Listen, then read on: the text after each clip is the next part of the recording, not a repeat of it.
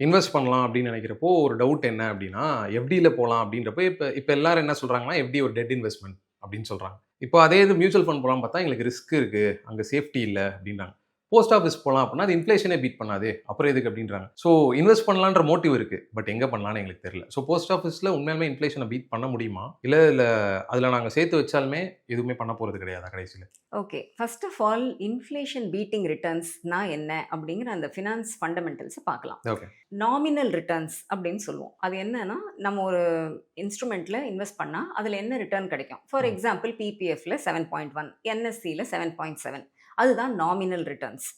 இன்ஃப்ளேஷனுங்கிறது இந்த last 3 years average, 1 year average எப்படி வேணா எடுத்துக்கலாம். லாஸ்ட் 10 இயர்ஸ் ஆவரேஜ் பார்த்தீங்கன்னா, இந்தியால இன்ஃப்ளேஷன் இஸ் 5%. ஸோ, இப்போ என்எஸ்சிய எடுத்துக்கலாம். For example 7.7% nominal returns -5% inflation. அப்ப 2.7% வருது இல்லையா? அதுதான் நம்மளோட ரியல் ரிட்டர்ன்ஸ். இந்த ரியல் ரிட்டர்ன்ஸ் எப்பயுமே 0வ விட அதிகமா இருக்கணும். ஓகே. அப்படின்னா இன்ஃப்ளேஷன பீட் பண்ற கெப்பாசிட்டி அந்த இன்ஸ்ட்ருமென்ட்க்கு இருக்கு அப்படின்னு நம்ம புரிஞ்சுக்கலாம். அந்த வகையில பார்த்தீங்கன்னா, இன்னைக்கு போஸ்ட் ஆஃபிஸ்ல எல்லா இன்ஸ்ட்ருமென்ட்ஸுமே 6.25 லேருந்து 7.25% வரைக்கும் பொன்மகள் எஸ்சிஎஸ்எஸ்லாம் வந்து 8.2 கூட குடுக்குறாங்க. So definitely it will beat inflation by எவ்வளோ மார்ஜின்னு பார்த்தீங்கன்னா, ஒரு 2% லேருந்து 3% வந்து எக்ஸ்ட்ரா அதாவது ரியல் ரிட்டர்ன்ஸ் நம்மளுக்கு கிடைக்கும்.